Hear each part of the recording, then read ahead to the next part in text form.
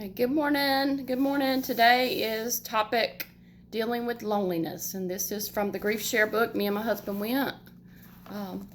My son Aaron passed away on September the 11th.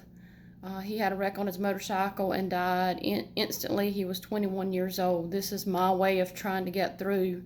His 1-year heaven anniversary is coming up, and instead of sinking down into a hole of depression, I decided to get my book back out, go through it, and share it with you and hopefully help you. Today's topic is dealing with loneliness. To help us deal with loneliness, God gives us Himself, His presence, and He puts us in a community with other people.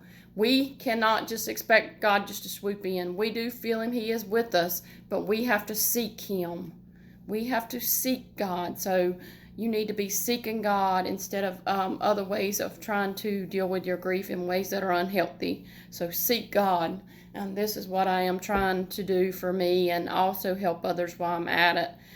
Because this is terrible, terrible, very painful road to be on. And we all will deal with grief throughout our lives. We are going to look at Ecclesiastes chapter 4, verses 9-10. Ecclesiastes chapter 4, verse 9-10. Two are better than one because they have a good return for their work. If one falls down, his friend can help him up. But pity the man who falls and has no one to help him up.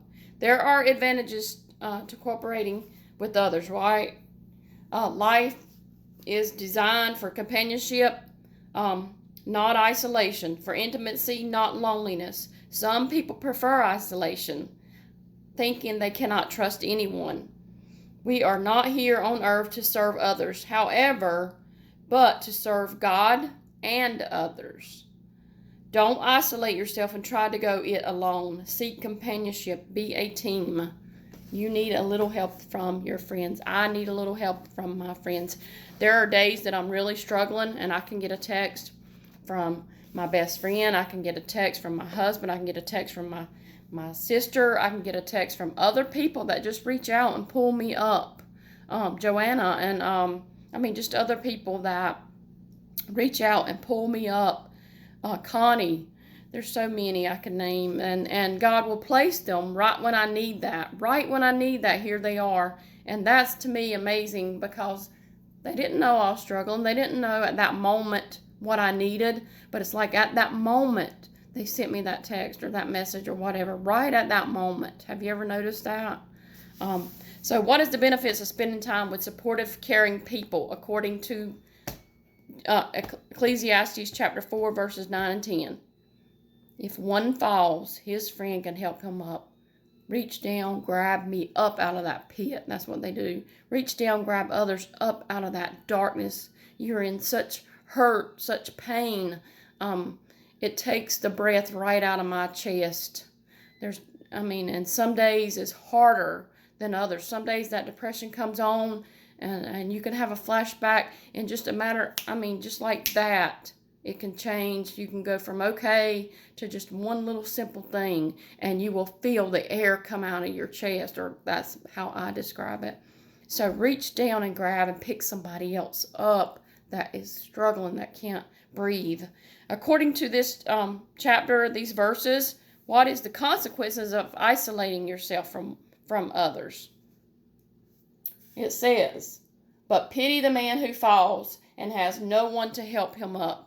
But pity the man who falls and has no one to help him up. How's he going to get up? How are you going to get up? You need people praying for you, real prayer people, not just a post on Facebook praying for me. You need those people that you know at that moment that you send them that message or you call them, 100% without a doubt that they truly are going to pray for you, not that they're going to hit a like button.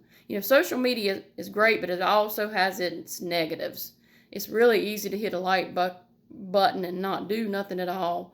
Social media has negatives about it, so be careful. Make for sure that you know those certain people. I have certain people that I have always reached out to in my struggles. I had Melanie, and I had Jennifer, and I had Debbie, and I have Tammy, and I have Lita and Johnny. So many. My mama, that you reach out to that you know 100% sure they will pray for you. They're not just hitting a like button. You know, the negatives of social media, right? So make sure that you know someone is going to truly pray for you if they say they are. What should you be doing to demonstrate that you believe the truth of this? What should you be doing? You should also be reaching out and helping someone. That's what I'm trying to do. This will help me get through my grief without going into that deep, dark depression. I feel it, and it's a terrible feeling. It hurts. It hurts. But as I do this and I get into God's Word, because this is what this is doing to me each day, I'm getting into God's Word before I open up that door and walk out of it, before the enemy starts throwing things into my mind and puts me into that depression, because he wants me idle. He wants me in that hole, because if I'm up, I may be helping someone. I may be planting seeds for God to water, and the enemy doesn't want that. He does not want that. So we were made for community. We were made for communion. We were made to help each other. We were made to seek God first, and help others. Seek God first and help others. And that doesn't mean you have to post it on social media either, you know, because that's showing off. We can do things quietly. We can do things and still help others without even, you know, if somebody wants to show that you've helped them, that's great. But you don't have to announce it, right? I'm going to read there's therapists in here that put messages in here. There will be lonely nights and lonely moments. Yes, even with 10 people in the room, right? There will be lonely nights and there will be lonely moments. You're just going to feel that way. But realize God is always there. He is Emmanuel, which means God with us. And that was a counselor in here, Sabrina Black. And talking to God, we need to talk to God, right? Shutting myself off from other people will only prolong my grieving. It will make my loneliness worse. So I'm just asking God to help me step out, help me rebuild old friendships, help me make new friends, and help me help someone that may be fixing to go into what I'm in or has, and help me to lead others to Him and plant those seeds. I love you guys. Have a great day. The day's topic was dealing with loneliness. Tomorrow's topic will be the benefits of being alone. Love you guys.